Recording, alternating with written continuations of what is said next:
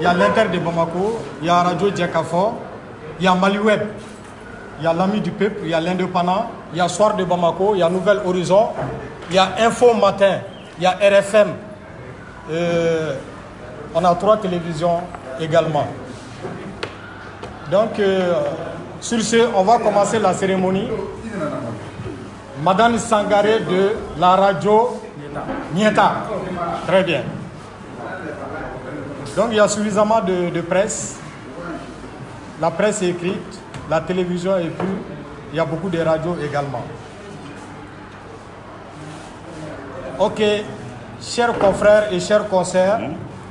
vous êtes invités ce matin pour parler d'un litige alors qu'il y a lésion dans ce quartier à Soutiba. Il y a le collectif des familles de Soutiba. Ce collectif est membre de la plateforme, la PCC, la plateforme de lutte contre la corruption et le chômage. C'est pour cela que ce matin, nous avons l'honneur de recevoir le président de la plateforme, à la personne du professeur Clément, à côté du président du collectif, M. Husseini Touré, pour parler d'un problème qui fait rage dans ce pays et particulièrement à Soutiba. Il s'agit d'un problème litigieux, un problème de litige foncier. Alors, c'est au cours de cette conférence de presse qui va se dérouler en 2 temps. Dans un premier temps, le professeur Clément va faire un survol du problème en général. Et dans un second temps, l'intéressé principal, Husseini Touré, va rentrer dans les détails de ce litige foncier. Et après, on va donner la parole aux hommes de médias que vous êtes. Vous êtes libre en ce moment de poser toutes les questions que vous trouvez nécessaires. Alors, pour ce faire, professeur, vous avez la parole. Merci bien, monsieur Koulibaly, merci. Avant de commencer la conférence de presse, ce matin, je tiens à remercier toute la population de Soutiba. Et je tiens à remercier également la presse malienne pour votre engagement, votre solidarité et la justice au Mali. Nous sommes devenus maintenant, la presse malienne et moi, nous sommes devenus des cousins. Parfois, on s'entend bien, parfois on se chamaille, mais c'est de bonne guerre. Mais toujours est-il que vous avez fait de Clément ce que Clément est devenu aujourd'hui. Et je tiens à vous remercier pour ça. Ce matin, on se retrouve ici face à un cas de justice. On se retrouve ce matin ici pour défendre ce qui est notre raison d'existence. Ce matin, on se retrouve ici pour rappeler les principes de notre Constitution, qui est le traitement égalitaire de tous les Maliens. On se retrouve ce matin ici pour parler de notre dignité, de notre honneur, de ce pourquoi nous sommes fiers de nos ancêtres, de ce pourquoi nous vivons pour laisser l'héritage à nos enfants, à nos petits-enfants. Ça s'appelle tout simplement la justice, l'égalité des chances et l'équité. Nous venons ici parler au nom des centaines et des centaines de pauvres Maliens qui aujourd'hui n'ont d'autre voie que de s'adresser à notre dignité, qui n'ont d'autre voie que de s'adresser à notre honneur, qui n'ont d'autre voie que de s'adresser à notre humanité, notre malienneté, la fierté d'être malien. La question qui se pose aujourd'hui, c'est de savoir si le Malien, le vrai Malien devant la justice malienne est celui qui est plus riche, si le vrai Malien est celui qui parle le mieux, si le vrai Malien est devenu celui qui est le mafieux de la République, ou si le vrai Malien est celui qui sera justement traité par la justice malienne. Pas parce qu'il a plus d'argent, pas parce qu'il est dirigeant, pas parce qu'il est le plus diplômé, mais tout simplement parce qu'il est malien et il a le droit d'avoir la justice, la juste justice au sein de la magistrature malienne. Cette réponse, on l'attend de nos autorités. Cette réponse, on l'attend du président de la République, Ibrahim Boubacar Keïta. Cette réponse, on l'attend du président de la Cour constitutionnelle, Manassa Danioko. Cette réponse, on l'attend du Premier ministre, Boubou Sissé, dont le gouvernement a pour mission la lutte contre la corruption, dont le deuxième mandat d'Ibrahim Boubacar Keïta est le mandat de la jeunesse et contre la corruption. Nous appelons aujourd'hui tous les Maliens à s'élever contre l'injustice, à s'élever contre la corruption, à s'élever contre l'enrichissement illicite, à s'élever contre l'impunité. Faut imam Mali Chimba qui est fin de boire. Faut imam Djamana Ntoko fait. Faut fama Dokaouli, Kama Kime, Ma Bakelentata, Ko Dunko Fo te bola. Anana bi, Amana Kafoko Fengadi, Femmangadi. Amana Yambi, Kafo Amina Kumafo Kumamite Tien. Amana Yambi, Kafo Kamina Feni Femte Dame. Anana bi. Parce que tout simplement, on te faut don malien là, faut damé, ani yeredon, ani tien, ani ladria. Amina kuma mi fobi. Ni le ba yira ka fo alisa ko kebeke jamana ngono ko mi ni almadin tika miriati la ko de. Ame fe anga fomo ka yira malona ka fo ko fantin ate gregre. Ka fo ko ni e fantin malla ko foro tibulu.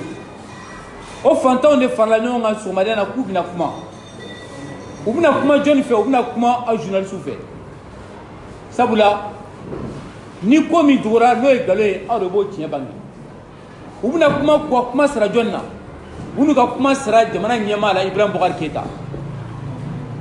Ibeka kangelindigi. Min ko kale ta tuka non. Min ko kale si ku malon.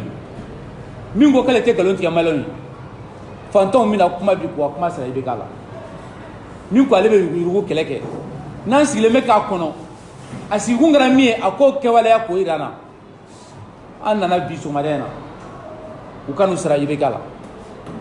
Unana kanu sera Manassa Danioko la. O miye anga jamana sharia sumba jonjon tabray le cour constitutionnel. Olu munungo ko jamana kono. Mama nga busani mai. Ko sabla ko doy fortige. Sabula ko do kalaneno ko sabula ko do jamana nyamay ko Sénégala ani nafolotigi ma kunfi ani ma kalane desebato ani setigi banabato ni kenabato na fori ma ke malien ko beka nga latike sira kelenga beka nga latike haye kelen gonna la anana Manassa wule a wuli ki jo fantaw anana wule bla ministre de la justice Manu Maliki mi malien na sira ni malien benu sojara ka fo ko sharatiru ko ladirido ko makilenu anna maliki anale mali juju ni mali procureur beka nyamo baye fanton nana kanu sarala bi aki jo ajoro lawi aka duju ko fanton nana bi sutibakaw bam baka keleme munuma sutiba dutu taro temununa c'était munu ye ko sa million tout le kata di procureur ma c'était munu ye ko milliard google coup ta di cour suprême na c'était munu ye ka fo milliard google coup ta di mali famoma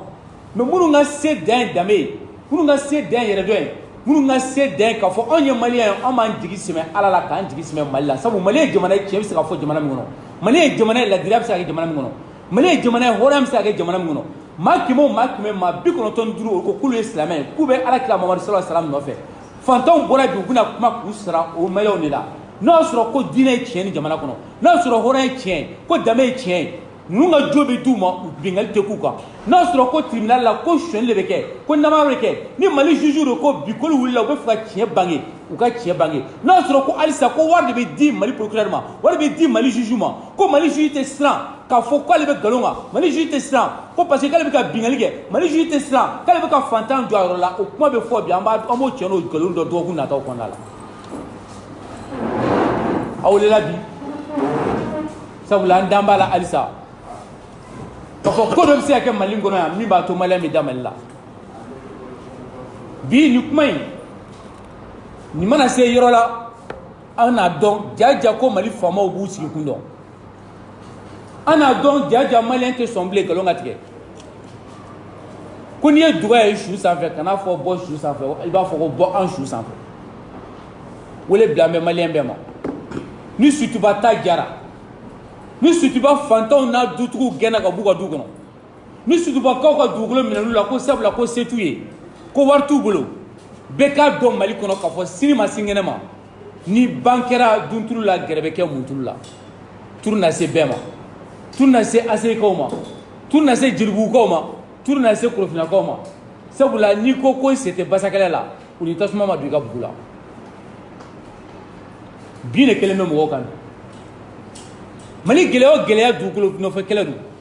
nka Mali dugukolo nɔfɛ kɛlɛ gɛlɛya bɔra Mali faamaw de la sabula ni namaratɔw taara don faamaw la ni faamaw sɔnna ka taa juges namara maaw kan ka t'u jigi sɛmɛ yɔrɔ min na maaw kan ka t'u kungo fɔ yɔrɔ min na n'olu yɛrɛ kɛra i janfabaga ye k'Ala ka bɛɛ kisi mɔgɔw ma fo mɔgɔ min ni i bɛ t'i jigi sɛmɛ i janfabaga la o la ka wele bila maliyɛn bɛɛ ma karamɔgɔw anw kunfinw dɔnnikɛlaw sebagaw an ka faamaw Mali denmisɛn cɛ n'a musow maakɔrɔbaw min bɛ Mali kɔnɔ min bɛ Mali kɔ kan an kana sɔn bilen jamana in kɔnɔ ko fantanya ka kɛ gɛrɛgɛrɛ ye an kana sɔn Mali kɔnɔ bilen ko maa min ma taa ekɔli la ko bin bɛ k'o kan an kana sɔn Mali kɔnɔ bilen k'i bɛ se tubabukan fɔ la ko de b'a to k'e bɛ kɛ maa ɲɛnɛma ye an kana to jamana kɔnɔ bilen ko wari b'i kun ko bɛ kɛ ɲɛmɔgɔ ye an kana to Mali kɔnɔ bilen ko kuma dumanni ka mɔgɔw ta k'u bila nkalon kan an kana sɔn bilen ko basankolokiba ko ka kɛ mɔgɔbaya ye an ka sigi an danbe la an ka sigi tiɲɛ na an de ko k'an ye silamɛ an de ko k'an ye mɔgɔ ɲɛnɛmaw ye an de ko k'an bɔra mɔgɔbaw la an ka segin an ka danbe baara kɛ maliyɛnw an filɛ nin kɛnɛ de kan fantanw de b'u ka kuma fɔ bin kɛra mɔgɔ minnu kan u bɛ fɛ k'u ka dugukolo de minɛ u la sutiba u ka jo k'u bolo jalaki miliyɔn tɛ ninnu bolo dɛ collectif de sutiba miliyari t'u bolo ka taa di procureur ma miliyari t'u bolo ka taa di juge ma se t'u ye ka taa IBK fɛ yen i n'a fɔ minnu bɛ taa IBK fɛ yen cogo min na se t'u ye ka taa bubu fɛ yen i n'a fɔ maaw bɛ taa bubu fɛ yen cogo min na se ni kelen b'u ye o ye k'u ɲɛsin maliyɛnw ma ka kule ka maliyɛnw wele k'a fɔ maliyɛnw a ye don an jigi kɔrɔ bin kana kɛ an kan a kana to ka jɔ ka maliyɛnya la k'a fɔ ko n'an kun y'a dɔn n'a sɔrɔ k'a kun bɛ se ka yira ko maa bɛ kɛ siya min ye an kun tɛ sɔn ka kɛ maliyɛn ye an kana to maliyɛn dɔw k'o fɔ Mali kɔnɔ bilen c'est le principe fondamental de la constitution malienne le traitement égalitaire de chaque Malien. Nous ne pouvons pas croire à la République dans laquelle on ment dans ce pays. On ne peut pas aimer un pays, on peut pas aimer un pays dans lequel il y a l'injustice. On ne peut pas aimer un pays où ceux-là même qui doivent dire le droit sont devenus les hommes les plus corrompus. On ne peut pas croire à l'avenir dans un pays de corruption. On ne peut pas croire à l'avenir dans un pays de magouille. On ne peut pas croire à l'avenir dans un pays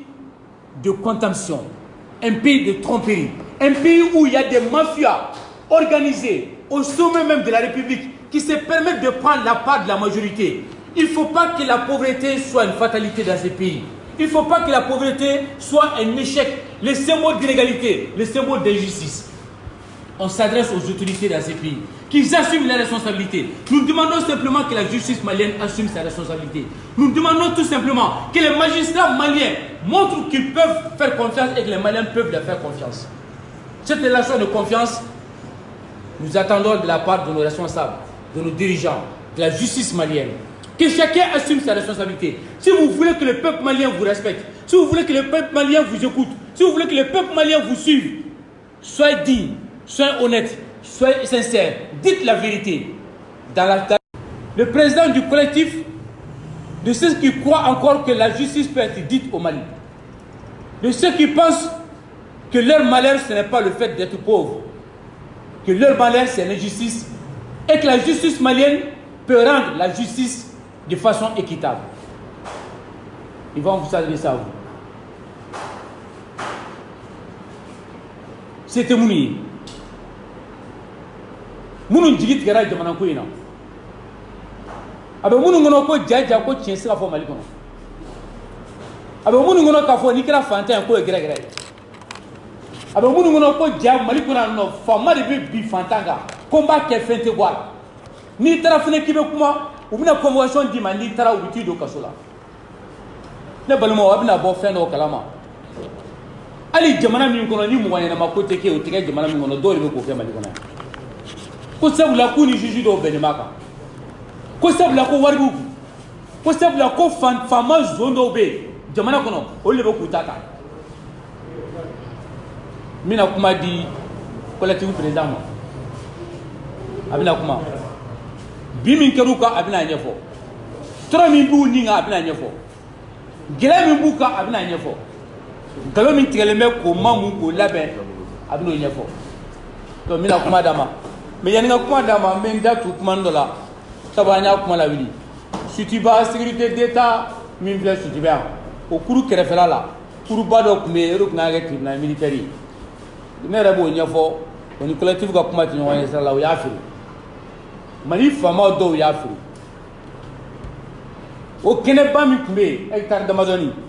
a ye t'a lajɛ o kelen bɛ ka t'u ka villaw n'u ka étage jɔ a la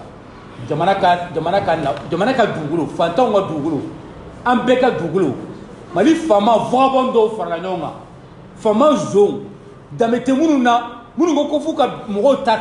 k'a dun ko fɛn tɛ bɔ a la u kelen bɛ k'a feere journalistes n'a bɔra yan a bɛ taa ɲɛ d'a kan a bɛ taa sécurité d'État kɛrɛfɛ u y'a dugukolo feere c'est ministère de la défense ancien commandant de tun t'a don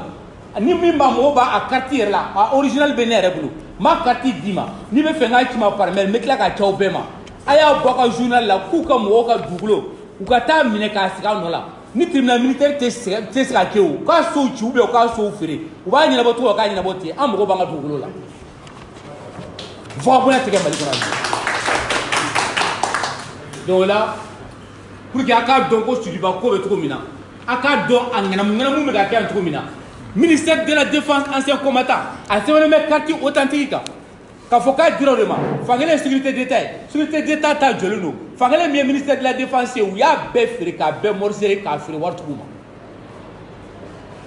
k'a kɛ villaw ni étages ye ko sabu ko foyi tɛ bɔ a la k'ali bɛ ka tɛ se ka fɛn bɔ a la dɔw ko ten an mago bɛ jamana ka dugukolo la u y'u to de la fɛnɛ nin fantan minnu fɛnɛ ka yɔrɔ bɛ yen Soutiba sabu n'u y'a dunni daminɛ a bɛ komi subagaw don n'u y'a nɛnɛ dɔrɔn u t'a dabila donc u kɛlen ka t'o dugukolo feere o diyalen u kun fɛ ko Moribo Jara cogo dɔ ani Bamakɔ district ɲɛmɔgɔ a ɲɛma a tɔgɔ maire ba in tɔgɔ Adama Sangare ani dɔw vagabond dɔw faralen bɛ ɲɔgɔn kan u nalen bɛ de ko f'u ka ninnu ka du ci k'u gɛn ka bɔ a kɔnɔ tilegan dere k'a minɛ u la k'a k'u ta ye k'o fɛnɛ feere n'a tɛmɛna nin kan hali u ye kaburu dɔw feere Bamakɔ yan n'a tɛmɛna nin kan ni mɔgɔ telutɔ y'i sigi yan nɔ Adama Sangare n'a ka vagabond bɛ mɛtiri da la Bamakɔ yan k'a feere bilahi c'est-à-dire que an kana sɔn bilen fantan ka tɔrɔ jamana kɔnɔ an kana sɔn bilen mɔgɔw ka hakɛ ka mun la foyi tɛ ka Mali balawu juguya fo fantanw bin bɛ ka k'u kan foyi tɛ ka balawu jigin Mali kɔnɔ a dɔw la an bɛ taa seli misiri kɔnɔ maa kɛmɛ o maa 95 o ye silamɛ balawu tɛ ka bɔ jamana kɔnɔ an bɛ ka dugawu kɛ ala tɛ ka fɛn bɔ a balawu la an bɛ ala deli la foyi tɛ ka bɔ a la foyi tɛ hakɛ de bɛ Mali kɔnɔ jurumu de bɛ Mali kɔnɔ tɔɔrɔ de bɛ Mali kɔnɔ tant qu'il y a l'impunité dans ces pays rien ne va se régler dans ces pays tant qu'il y a la corruption dans ces pays foyi tɛ jigin Mali kɔnɔ balawu kɔ tant que jamana ɲɛmɔgɔ tilennen tɛ tant que mɔgɔ dɔ bɛ a ka se ta k'a boli dɔ kan hɛrɛ tɛ jugu jamana kɔnɔ an bɛ ka taa Mali problème ɲini yɔrɔ o yɔrɔ a tɛ yen k'an bɛ ka ala kɔnɔ an tɛ ka ala kɔnɔ ala bɛ k'anw de kɔnɔ an bɛna an bila sira jumɛn kan n'a sɔrɔ a b'an dɛmɛ o kan donc an sera yɔrɔ min na bi a bɛ bɛn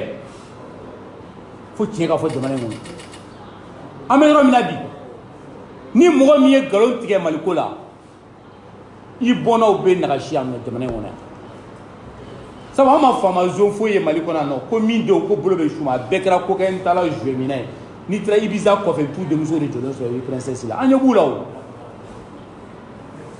n'ali n'i dalen t'a la ko la o kɔni bɛ mɔgɔ da la parce que hali bamanan kafiri ba faden to dunni ma kuma min na Damɔzɔn tile ni Sunjata tile bolo tun bɛ sɔn Mali kɔnɔ kuma min na min ma kɛ Mali kɔnɔ bi an bɛɛ kɛra silamɛw de bɛ ka kɛ Mali kɔnɔ kuma min na an mɔkɛw ko k'u tɛ tugu ala kɔ k'olu b'u ka boli sɔn k'u tɛ tugu ala kɔ k'u b'u ka jo sɔn k'u tɛ seliji ta u tɛ jɛnɛba ko kɛ u min ma kɛ Mali kɔnɔ waati hɛrɛ min tun bɛ Mali kɔnɔ o hɛrɛ banna bi La diram me mali kono wato la diria bana be kara silame mais mali be ka femme ka ke mali kono bi ali kafri kile la ko te ka mali kono ni ne tien anya la janfari donc me kuma di président collectif président bingara munu nga la ba nya fay ani munu jolo na ya sigi parce que abina mi fay digitiga be do fay aka bo climat ne nana dongo ya nya fay na le kuma yani kuma président kuma fleni alhamdulillah les journalistes be nona et ga nya vuna au moins ni formo bi na be journalistes ni la mais on na sa photo ko nyuma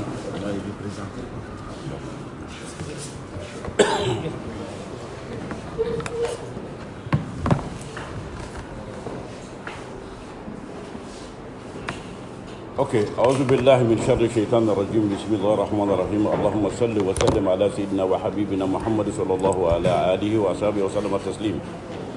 بدو او بلا جلني سوما مباو فو سلام ياكا فوديلا فورنيا فودي دامي فودي كاني مسار الرحمن فن ننا او اني جمانا الله كان بكشي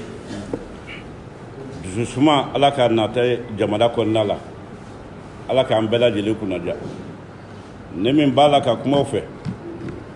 maa minnu farala ɲɔgɔn kan collectif la Sotiba kɔnɔ k'a fɔ n ka k'u ka ɲɛmɔgɔ ye ne tɔgɔ Huseni Ture n ye geribuden ye n ye morikalan de kɛ n ma tubabu kalan kɛ n wolola Sotiba yan ka mɔ Sotiba yan Sotiba lotissement k'a ta kunu kana bila bi la ala na kɛra barika la a fɛn minnu kɛra n sen b'a caman na o tuma an bɛ ala deli jamana bɛ sumaya cogo min na ala k'o kɛ ten an bɛ foli di fɔlɔ ka taa collectif jamakulu bɛɛ lajɛlen ma k'aw bɛɛ fo a ka miiriya ɲuman ani ka aw sen ta ka na anw fɛ yan nɔ an b'aw fo la kɛrɛnkɛrɛnnenya la an bɛ professeur fo a tilara ka kuma bɛɛ lajɛlen na ka ban an y'aw dɔ di ni kulekan bɔra maa min bɛ boli kɛ kulekan sɛgɛrɛ k'a lajɛ o y'i dɔ de bi ko m'anw bila kule la collectif de wulila bi ka na anw ka kulekan lamɛn ka na an ka degun lajɛ mun b'an kan k'a dɔn an ka se k'a ɲɛfɔ jamana ɲɛna an ka se k'a fɔ bɛɛ lajɛlen ɲɛna a tilara kuma la yanni n ka don kuma la n bɛ hakɛto ɲini k'aw fɛ a tilara kuma dɔ la a y'a fɔ n y'a mɛn karamɔgɔ dɔw b'a fɔ balawo balawo jamana n'o bɛ jamana kɔnɔ bi masiba min bɛ jamana kɔnɔ bi an kana taa ɲini yɔrɔ wɛrɛ la dɛ a bɛ yan dɔnnibaaw ko n'aw bɛɛ kɛra silamɛ ye aw bɛɛ ka seli ka ban maa dama ni laadiliya ni tilenbatiya b'aw ka jamana kɔnɔ ko ala ka hinɛ tɛ yen tuma bɛɛ balawo de b'aw kan n de dara kuma in na an b'a fɔ nanzaraw fɛ yen ni silamɛya don ni diinɛ don diinɛ b'anw fɛ yan ka tɛmɛ o bara nka u ka tilenbatiya an'u ka hinɛ o de y'a to u ka jamana ka di bi n'an ta ye ne min b'a fɔ bi n bɛ maloya n'a ye n bɛ sanmɛ n'a ye k'a fɔ ni n bɔra bi ka taa jamana kɔ kan ko maliyɛn den filɛ nin ye a maloya bɛ na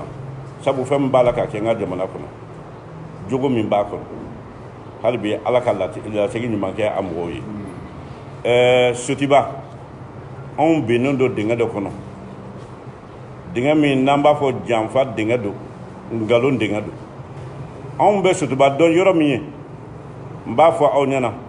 k'a ta INPP pɔn na INPP pɔn n'i y'o ta ka na bila fara kɔba n'an b'a fɔ Alpha kan pɔn i b'o longe ka taa bada la an bɛ min kalama a ye taa ka titre foncier don depuis 1915 État ye yɔrɔ min immatriculé kabi a b'a fɔ k'a fɔ dabi nanzaraw bɛ yan waati min na nanzaraw ye bolonɔ k'a la k'a fɔ titre foncier don ka b'o waati fo sisan a papier filɛ an ye ɲininkali kɛ an taara yɔrɔ yɔrɔ donc k'a ta o la fo ka na se sisan ma an b'a dɔn k'a fɔ an bɛ titre foncier kan o kɛra 1915 ka titre k'a la 1948 a affectera ka taa service d'élevage ma o bɛɛ y'a sɔrɔ an m'an yɛrɛ ta fɔlɔ o kɛra 48 o 48 kɔnɔna la a y'a sɔrɔ an ka cɛkɔrɔba minnu bɛ yan an mɔkɛw n'an fa minnu kun sigilen bɛ Sotiba dugukolo kɔ kan yan u y'a yira k'a fɔ kuma yan ye sɛnɛkɛyɔrɔ ye u y'a kalifa sɛnɛkɛyɔrɔ dɔ la o kuma maa minnu b'a kan an n'an bɛ jɛ an bɛ convention signé convention min kɔnɔ an b'a fɔ an ɲɛna yɔrɔ a tɛ ta fa tiɲɛ ye a tɛ ta ba tiɲɛ ye tiɲɛ t'a la foyi den kelen t'a la ni maa min bɛ se ka sigi o kɔnɔ i bɛ sigi o kɔnɔ Sotiba sigira ten ni maa minnu tun tɛ yɔrɔ si ni cɛnicɛ tɛ okɔli daminɛna cɛnicɛ de la an bɛ tila ka yɔrɔ yira o la Musa tile la 1978 Musa nana ordonnance dɔ ta ka cɛnicɛ ni Sotiba k'a fɔ o kuma an b'a kɛ quartier ye anw tora quartier ye o cogoya kelen na nka an tɛ se ka walawala sabu an bɛ État ka titre foncier kan ni yɔrɔ tun bɛ di i b'a sɔrɔ maa min ye ferme directeur ye a bɛna dugutigi min bi yan o kuma an ka taa an ka baarakɛla dɔ bɛ yan an ka sigiyɔrɔni d'a ma o kɛra o kɛcogo la fo ka taa se 95 ma k'a ta o waati fo ka taa se 1996 cɛ tɛ Sotiba muso tɛ Sotiba ko maa min ye tɔli fɛn kelen ta k'a di i ka so ka k'a ma ci maa min y'a kɔrɔbɔ en 97 ka simanso den kelen jɔ ka tɔli d'a kunna u nana ci a yɔrɔ bɛ yan bɛɛ bɛ balo la dɛ Sotiba bɛɛ a ma deli ka kɛ tɔliso ma jɔ a kunna sabu an bɛ yɔrɔ min kan État ta don titre foncier don an y'a bɛɛ muɲu an sigira an tora o sigila ten fisi min nana kɛ 1995 a y'a sɔrɔ Alpha Umar Konare de ye président ye IBK ye premier ministre ye Soumaïla ye ministre des finances ye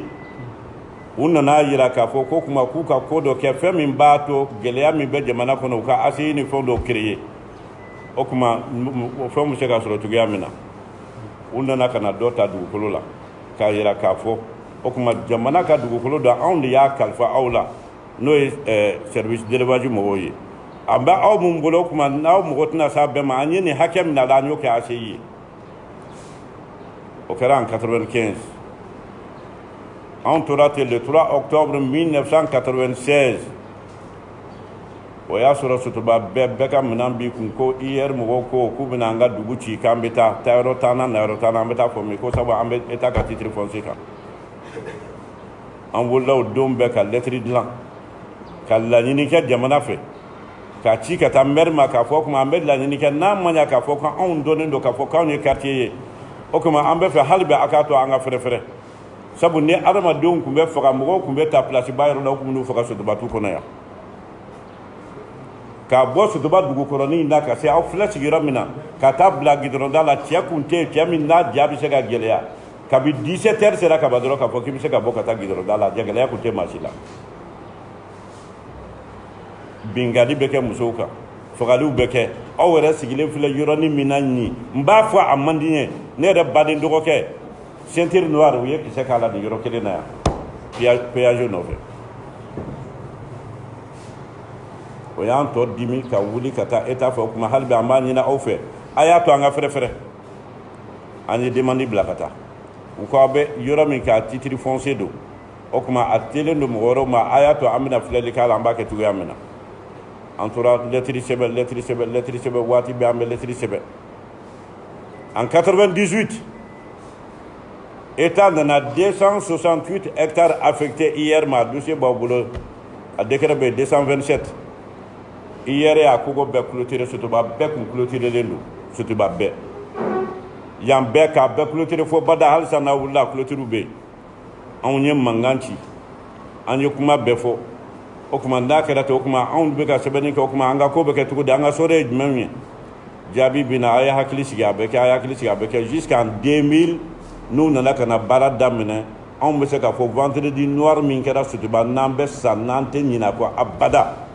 o vendredi noir don maa ma to Sotiba dugu kɔnɔ musokɔrɔba la min ma lajaba kogo in jɔli nɔfɛ wa juma masiri Sotiba a don fɛnɛ laboratoire central vétérinaire aw sigilen ɲɛ bɛ min na nin bɛɛ tun bɛ 268 hectares nin fɛ mais an ma salaya an ma ɲinɛ an tora lettre sɛbɛn na ka taga kuma bɛɛ an bɛ lettre sɛbɛn an bɛ taa ayiwa hali bi a ye lajɛli k'an ye fo ka n'a to délégation spéciale bɛ na waati min na délégation spéciale nalen Kafougou ka taa n'a ka lettre min dira délégation spéciale ma n'o ye Mamadu Musa Jakite n'a ka jamakulu ye a ko kuma a ye kɔfilɛ kɛ ka taa Sotiba ka ninnu ma a k'u lajɛ u ka ko bɛ se ka ɲɛ cogoya min na o lettre tora senate fulu nana kana yoro do ta ka da amma ka fo kuma ameni yoro da awma ni ga ka fere bo day folo yani ministre ka kay lettre ci domaine ma wa ayala de yoro dum be so ba ni nunu bu se ga sigiye domaine ya ira ka fo yoro be état détaillé le TF 187 TF 187 sur ba ko sigile do yoro mi ka TF 187 de do abebe 331 hectares ma o kuma kene ba kono kene mi nubu se ga sigala donc adira amma o tuguya kelena anya sira betama ko ka planke la fin fora ma dorome kelembo amba fo ka pede ka mali eta ma dorome fora nyonga ko ka nga barake foi on ira di yanga dorome nanga fla fora nyonga ka se ka suduba planke ka ban planke le ka ba fo ka ta se approbation ma plan na approuver ka ba wati mina o benani délégation talié o kuma yimber munu soro yo lu na soro papier be kala ka ba lu de morcellement ke adu abeke domina chemato suduba muso mato suduba ni mami manyagari mami maboyka duko na ka saraka ni fombo ka aka ala barkada ka fa angunta do kan men kenen soro angunta do angbe boda soro anela la ala yo nugaya o kuma on na sigo kenala non nana sigi o kenala o tuguya kelenati papier be bala autorisation de construire fembe an nana to ko la tuguni 2006 ni baraw nana ke mo presera ka an so job sabu so bim ngata fe ngata en 2009 munde nana 2009 état kele min ye yoro affecté amma o état kelen clara ka fo tuguni an yoro min dawma an ni hake bala ka di LCB mo ma laboratoire central vétérinaire sabu ulu fana ta kunye munye ulu ni sutuba ka bengan kunya an be fe ka sigiro so danga service kerefe aya la dia an ko bon aw ye ko lotissement be ke ko ka so be yoro na ko ka faraka mais nay ko do l'anticide mim diran mawta on yerebo donc ulu wula sira wora fe ka ta kuma anana e degere na la kire ko kuma ko ka 5 hectares bala ko ka fara ulu ka an yo keleke an bo de kele ko na la wati mina an ye bala tuguni sumani kala woro bina de mugo ka so bala ka jo sumani kala woro bala kana yoro suma ango ni munye be do ko ayi ka fara ko do ka dura kutimiye baka ango depuis kuma me dura kutimiye be ka kaka yanye kungoyi amma ma fa sigile amma mo sigile ka wolo ya ka moya an fa wolo am mo ko wolo la ya amma ye ko ma sigira yoro mina o be se ka ke titri fm dura kutimiye tugudi mangan ciara ambeta mbiri mugo fe kuma be amu nyiniga munde be o ba fo ni be o kuma munna na ke o ko na tunu mbiri cheti o kuma ko do dura kutimiye re ko ango dura kutimiye ka re ko ne o koroidi no dura kutimiye do ango be sutu ba bekai sabu ma folo minye Musa Bugu ko fraji ke sungolo Keita 1914 konkoroni kera 1914 a document be na mo balamba dama a mo ya ko fraji ke atoko ko sungolo Keita a wolola ya. Ça veut dire que lui, il est de 1800. Au Manini. Dirisa Sidibé, au Manini. Ça vous bat donc à fond, ou bien faire nos décans. Et de la coutumière, c'est qu'à la Tougodi. Donc, à beau Wati, Kanase, 600 ans. En bol, la Diabano, Dianfa, Kononala. A Besfata, fo Yoro, kuma be meri no na nyu ni ga ba fo ni be ambe doro mo franyo ambe fla franyo amba duma ay avocat sara kuma amba femere anana gwa kana gwa ka gwa ku tara yoro akuma ka be foko muso gaina ango muso nyere joen ko nyamangolo ango nyamangolo joen ambe nyamangolo min don amba do fa masigiyande asigira mo go fe yanko ni abega ko mi ya fay ambulo ta fay tano de ya asiyande alo ere mi mo mi bugo abe be mi fi halo ere se ka dura kutimi ko ko sotiba o tse kan kuma sifo ango mo mi na nyoma ngolo ko se yanno majme o ko dla na kuma majme donc ko na to senate o kuma OK o nyoma ngolo ko de na to senate ani meri ni nyogonche an be fla fara nyonga an be saba fara nyonga ko tuka fenke fo kana se ko sai na sa an na ye dongele na munde bina ke papier do bina dama kanga bo du kono kanta te yoro ango to gudme amma to ko famo ku gaina ko kursi fermna ko tapili ye papier bɔ ko ka d'u ma an ko ka gagné ko Cour suprême na maa sɔrɔla yan maa minnu ko anw wulila ka taa ko ɲɛmɔgɔw fɛ an taara ka taa nin kuma f'a ye hey Sotoba ye titre foncier ye dɛ depuis 1915 Sotoba ye titre foncier ye anw ma deli ka droit coutumier mɛn Sotoba kɔnɔ o bɛna daminɛ bi wa nin ta bɛna kɛ bi wa a y'a daminɛ kab'a b'a fɔ ko 2 hectares 2 hectares muso nana yɛrɛ sɔrɔ tuguni ko 5 hectares k'a bɛɛ y'a ta ye an bɛ yɔrɔ min na nin bɛɛ b'a kɔnɔ ko nin bɛɛ y'a fa ka foro ye donc na anw b'o janfa kɔnɔna la anw b'o nkalon kɔnɔna la i taara cogo o cogo anw kɔ o kuma anw yɛrɛ bɛ fara ɲɔgɔn kan an ye faama bɛɛ écrit kabi lawale ministre tɛ yen min bɛ se k'a fɔ k'i ma écrit ministre bɛɛ an y'a bɛɛ écrit fo jamana ɲɛmɔgɔ yɛrɛ a lettre caman de taara fɛ yen kɔsa in na min yɛrɛ taara a preuve bɛɛ b'an bolo yan a bɛɛ signelen b'an bolo yan k'a fɔ u bɛɛ y'a sɔrɔ donc su ni tile da t'an ye sunɔgɔ t'an ye lafiya t'an ye dɔɔni dɔɔni i bɛ wele ko soit transmis dɔ bɛ yen nɔ kɔ bɛ dugutigi dɔ kɔ kan n'i ma taa polisi la i bɛ welelen don gendarmerie la ko soit transmis k'a bɛɛ ye ɲamankolonko ye nkalon bɛ tigɛ fɛnw bɛ kɛ donc ni aw wulila ka na k'a fɔ k'aw bɛ fɛ ka o ko sidɔn ka anw dɛmɛ ka anw bɔ o janfa dingɛ kɔnɔ sariya bɛ se ka tigɛ cogo min na tiɲɛ ka se ka dɔn anw bɛ min nɔfɛ anw t'a fɔ ko droit coutumier t'a bolo dɛ mais anw Sotoba yan n'a y'a sɔrɔ droit coutumier min bɛ Sotoba yan nin papier kɔfɛ jamana ka nin papier kɔfɛ n'anw y'o de sidɔn o tuma an kan ka dɔn an bɛ min kɛ 1915 immatriculé le 2 juin 1915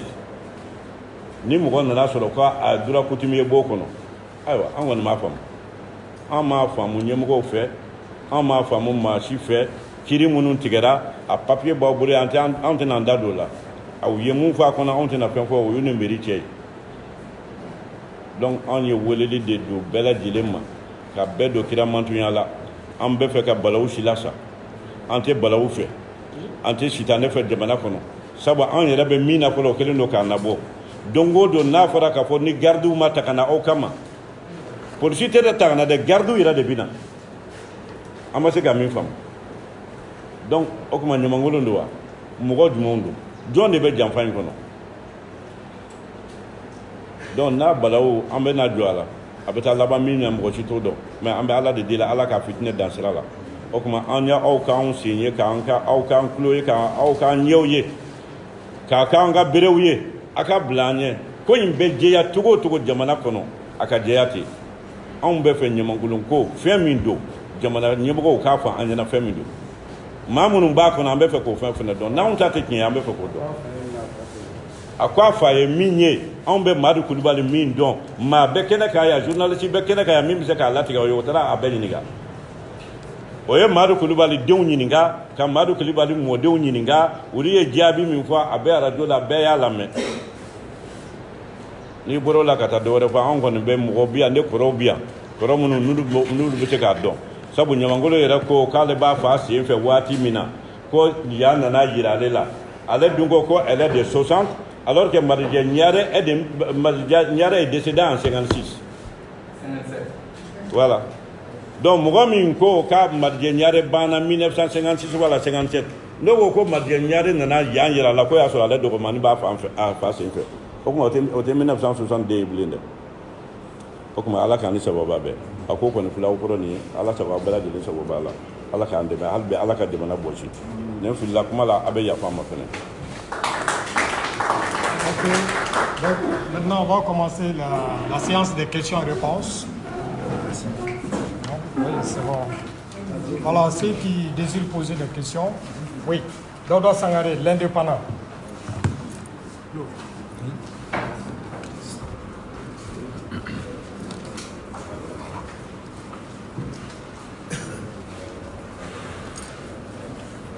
Oui,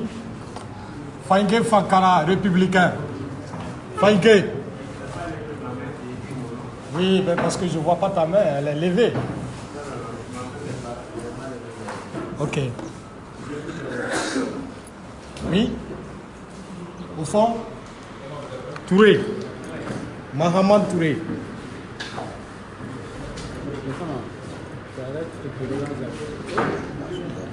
Hein?